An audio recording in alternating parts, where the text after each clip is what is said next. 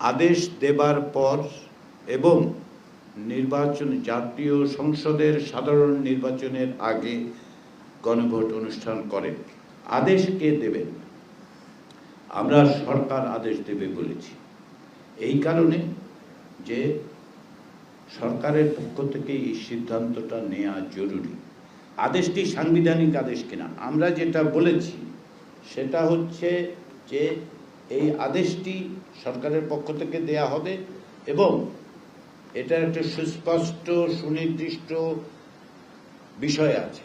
সমস্ত রাজনৈতিক দলের ঐকমত্য প্রতিষ্ঠিত হয়েছিল এবং এখনো আছে। এই প্রক্রিয়ায় বাস্তবায়নের ক্ষেত্রে গণভোটের প্রয়োজন এবং গণভোট অনুষ্ঠানকে সকলেই মনে করেছেন যে জনগণের অংশগ্রহণ নিশ্চিত করার জন্য এটা একটি অত্যাবশ্যকীয় শর্ত। সেই বিবেচনা থেকেই জাতীয় ঐকমত্য কমিশন গণভোট অনুষ্ঠানের প্রস্তাব বা সুপারিশ করেছে। গণভোট অনুষ্ঠানের ক্ষেত্রে তারিখ বিষয়ে ভিন্ন মতের কথা বিবেচনা করে পাশাপাশি এটি যেহেতু একটি লজিস্টিক্যাল আসপেক্ট আছে, এটাকে কখন করা যাবে, কিভাবে করা যাবে, সেই বিষয়ে যেহেতু কমিশনের কাছে যথেষ্ট পরিমাণে তথ্য নেই এবং আমাদের পক্ষে অর্থাৎ কমিশনের পক্ষে সেটা নির্ধারণ করা সম্ভব নয়, সেহেতু আমরা সরকারকে বলেছি তারা যেন আদেশ দেবার পর এবং জাতীয় সংসদের সাধারণ নির্বাচনের আগে গণভোট অনুষ্ঠান করে। আমরা এটা লিখিতভাবে বলেছি। এর বাইরে আমরা সরকারকে আজকে যেটা বলেছি সেটা হচ্ছে তারা যেন অবিলম্বে এই বিষয়ে নির্বাচন কমিশনের সাথে আলাপ আলোচনা করে একটি তফসিল, নির্বাচনের তফসিল তৈরি করে ফেলে। আমি রিয়াদুল করিম, আমি প্রথম সিনিয়র রিপোর্টার। স্যার, আমি তিনটা প্রশ্ন। প্রথমত হচ্ছে যে নোট অফ ডিসেন্ট গুলো আপনারা কিভাবে পাচ্ছেন, একটা। আরেকটা হচ্ছে আপনি বলেছেন যে প্রথম যে বিকল্পের কথা বললেন সেখানে সংবিধান সংস্কার পরিষদ প্রয়োজনীয় পরিমার্জন, সংযোজন, বিযোজন করতে পারবে। আমার প্রশ্ন হচ্ছে যে সেখানে আপনাদের যে মূল প্রস্তাব, এই প্রস্তাবে তারা পরিবর্তন আনতে পারবে কিনা? যেমন যে প্রধানমন্ত্রী একই সাথে দলীয় প্রধান হতে পারবেন না, এই যে মূল বিষয়টা, এটাতে সংবিধান সংস্কার পরিষদ পরিবর্তন আনতে পারবে কিনা?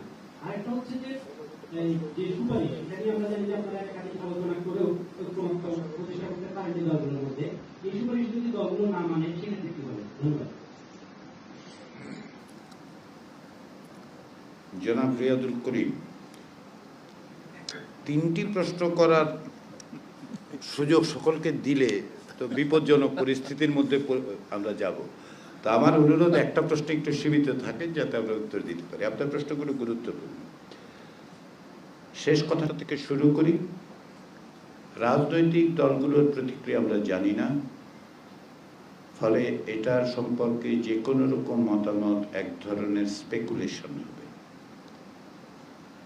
আমরা আশা করি তারা ইতিবাচকভাবে এটা বিবেচনা করবে, কেননা এর মধ্যে আমাদের সুপারিশের একাধিক উপাদানের ব্যাপারে ঐকমত্য আছে।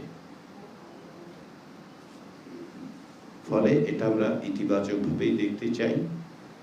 তদুপরি এটা সরকার বাস্তবায়ন করবে, আমরা সরকারকে সেই মর্মেই পরামর্শ দিয়েছি। দ্বিতীয় হচ্ছে যেটা আপনার সংযোজন বিয়োজনের ক্ষেত্রে তারা কতদূর যেতে পারবে।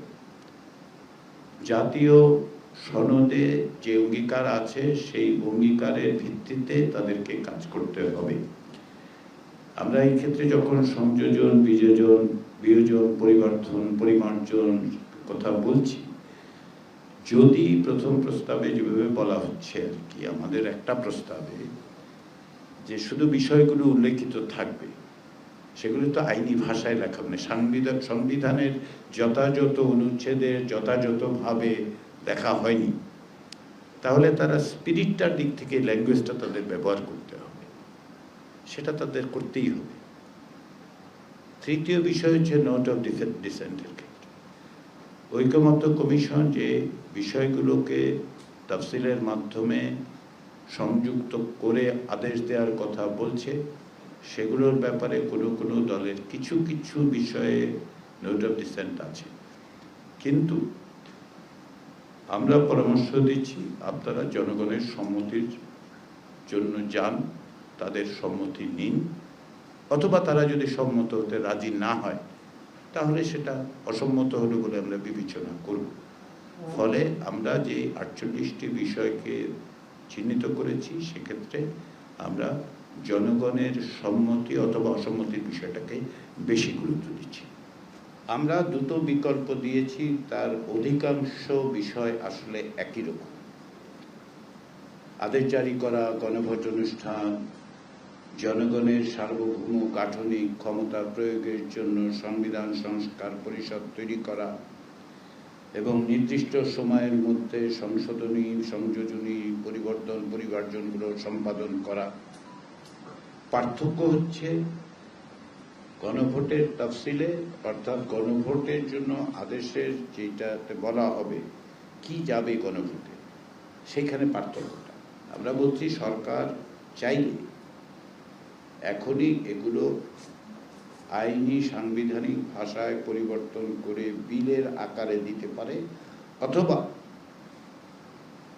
জুলাই জাতীয় সনদে যে ভাষায় লেখা আছে সেভাবে দিতে পারে। এটা সরকারের উপরে আমরা বলছি এই কারণে যে এই সময়ের মধ্যে আমরা আশা করি, আমরা মনে করি বিল আকারে দেয়া যায়। বাস্তবে দেবেন কিনা এই সিদ্ধান্তটা সরকারের কাছে রাখছি আমরা। ফলে একটার চেয়ে আরেকটা শ্রেয় এইভাবে আমরা বিবেচনা করছি না, কারণ লক্ষ্য সুস্পষ্ট। আমাদের লক্ষ্য হচ্ছে এই যে জুলাই জাতীয় সনদে যা আমরা সকলে মিলে তৈরি করেছি তা যেন বাস্তবায়িত হয়, তার জন্য যতটা সম্ভব সহযোগিতা করা, ফ্যাসিলিটেট করা, আমরা সেটাই করেছি। দুটো প্রস্তাব, ফলে এটার বদলে ওটার প্রতি আমাদের কোনো পক্ষপাত নেই। আপনারা যদি অনুমতি দেন তাহলে একটু লাইটার ভেন্যু বলি, কোনোটার প্রতি অনুরাগ বা বিরাগ নেই আমাদের। আমরা চেষ্টা করেছি আমাদের কার্যক্রমের ক্ষেত্রে যেমন কোনো ব্যক্তি, দল, গোষ্ঠীর প্রতি অনুরাগ বা বিরাগ প্রদর্শনের কোনো সুযোগ আমাদের ছিল না, কমিশন সেটা করেনি। প্রস্তাবের ক্ষেত্রেও তাই। আদেশ কে দেবেন? আমরা সরকার আদেশ দেবে বলেছি এই কারণে যে সরকারের পক্ষ থেকে এই সিদ্ধান্তটা নেওয়া জরুরি। প্রাসঙ্গিকভাবে আমরা এই জুলাই সনদের ভিত্তি হিসেবে আমরা বিবেচনা করেছি এবং এই আদেশের ক্ষেত্রেও আমরা বিবেচনা করেছি, সেটা হচ্ছে জুলাই আগস্টের গণ অভ্যুত্থান, সেটাকেই আমরা বিবেচনায় রেখেছি। সেদিক থেকে সরকার আইনি এবং বিভিন্ন বিষয়ে বিবেচনা করেই নিশ্চয় একটা সিদ্ধান্ত নেবে। আমরা এটা সরকারের হাতে রেখেছি। স্যার, আমি মহিউদ্দিন থেকে কাজ করি। স্যার, প্রশ্ন হচ্ছে, প্রথম প্রশ্ন, আপনারা যে অর্ডারটা করবেন সেটা কি কনস্টিটিউশনাল অর্ডার হবে কিনা? দ্বিতীয় প্রশ্ন হচ্ছে, একটা বিকল্পে বলেছেন যে 48টি প্রস্তাব তফসিল যেটা, সেইটা জনগণ সাপোর্ট করে কি করে, এই গণভোটের প্রশ্নের জন্য এটা অনেক বেশি কমপ্লেক্স হয়ে যাবে। তৃতীয় প্রশ্ন রিয়াজ করেছেন, আমি আরেকটু যোগ করি, এই বিষয়টা পরিষ্কার হতে পারি না, আমি অনেকেই হয়েছেন কিনা জানি, আমি পারিনি। যদি কোনো জুলাই সনদে যে বিষয় ঐক্যমত্যে পৌঁছানো হয়েছে সেইটা যদি ডিবেটের মধ্যে দিয়ে খারিজ হয়ে যায়, তাহলে কি সেটা বাতিল করার কোনোটা কনস্টিটিউয়েন্ট রিফর্ম কাউন্সিল যেটা করছে সেটা থাকবে কিনা?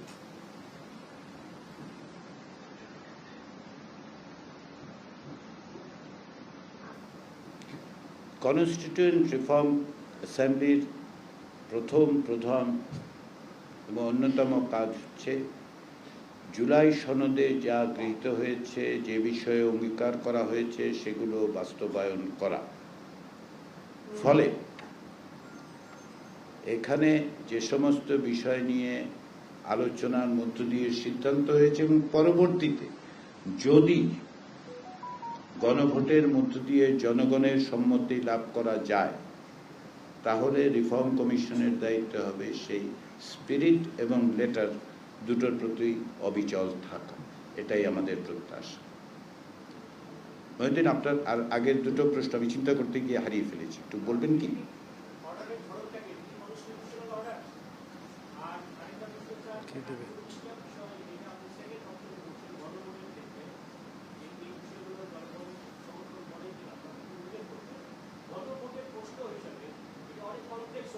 না, আমার এখন স্মরণ হয়েছে, আমি দ্বিতীয় প্রশ্নটাতে এখন আসি। যে কোনো গণভোট সাধারণত এক বা দুটো প্রশ্নে হয়, ক্ষেত্র বিশেষে তার চেয়ে বেশি হয়েছে। আমরা দু একটি দেশে দেখেছি 5টা বা 6টা প্রশ্ন। কিন্তু এ যাবৎকালে 1789 সাল থেকে 2024 সাল পর্যন্ত যে তথ্য বা গবেষণার বিষয়গুলো আমার জানা আছে, তার উপর ভিত্তি করে আমি বলতে পারি অধিকাংশ প্রশ্ন আসলে একটা। তার পেছনে কিন্তু অনেক প্রশ্ন থাকে। আমি একটা উদাহরণ দিলে আপনি বুঝতে পারবেন। 2016 সালে তুরস্কে যে গণভোট অনুষ্ঠিত হয়েছিল, সেটা প্রশ্ন একটাই ছিল, কিন্তু সেই এক প্রশ্নে 21টি বিষয়ে সংশোধনের কথা বলা হয়েছে। তাহলে এই যে আপনি বা আমরা যদি মনে করি যে জনগণ এগুলি ঠিক বুঝতে পারবেন না, আপনি এলাও করলে জনগণের উপর আস্থা রাখুন, বাংলাদেশের জনগণের উপর আস্থা রাখুন।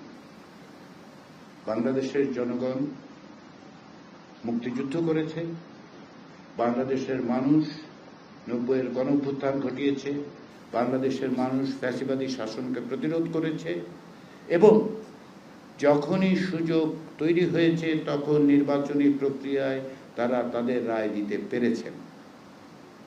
ফলে আমি এই জায়গায় খানিকটা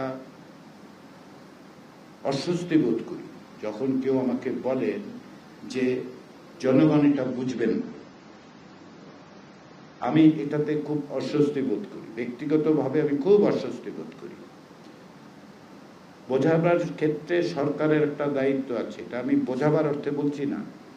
আমি বলছি সরকারের দায়িত্ব হবে এগুলো যতটা দ্রুত সম্ভব, যতটা সহজবোধ্য করে, যেভাবে হোক প্রত্যেকের দোরগোড়ায় পৌঁছে দেওয়া।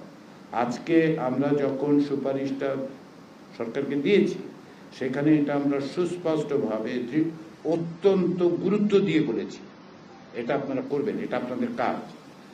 এই সরকারের 3টি এজেন্ডা: সংস্কার, বিচার এবং নির্বাচন।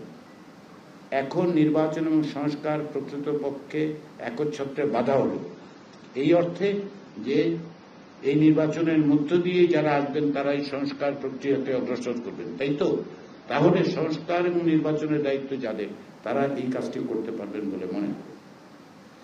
আদেশটি সাংবিধানিক আদেশ কিনা, আমরা যেটা বলেছি সেটা হচ্ছে যে এই আদেশটি সরকারের পক্ষ থেকে দেয়া হবে এবং এটার একটা সুস্পষ্ট সুনির্দিষ্ট বিষয় আছে। সেটি হচ্ছে জুলাই জাতীয় সনদ, সংবিধান সংস্কার বাস্তবায়ন আদেশ। ফলে এটাকে ওভারআর্চিংলিও দেখার সুযোগ নেই, লিমিটেড ভাবেও দেখার সুযোগ নেই। প্রত্যেকটা বিষয় নিঃসন্দেহে আমরা অতীত অভিজ্ঞতাকে ধার করব, সংবিধানের সাংবিধানিক বৈশ্বিক ইতিহাস দেখব, কিন্তু প্রত্যেকটা রাজনৈতিক পরিস্থিতির একটা ইউনিকনেস আছে, সেটাও আমাদেরকে বিবেচনা করতে হবে। আমরা এখন যে অবস্থায় আছি সেটা এক ধরনের স্টেট অফ এক্সেপশন, এটা আমাদের বিবেচনায় রেখেই অগ্রসর হতে হবে। সবকিছুই পুরনো বাক্সে ঢোকানো যাবে না, কিছু কিছু জিনিস সম্ভবত বাক্সের বাইরেও থাকবে। এই মহিউদ্দিন, প্লিজ, আপনি 3টা কোশ্চেন করছেন।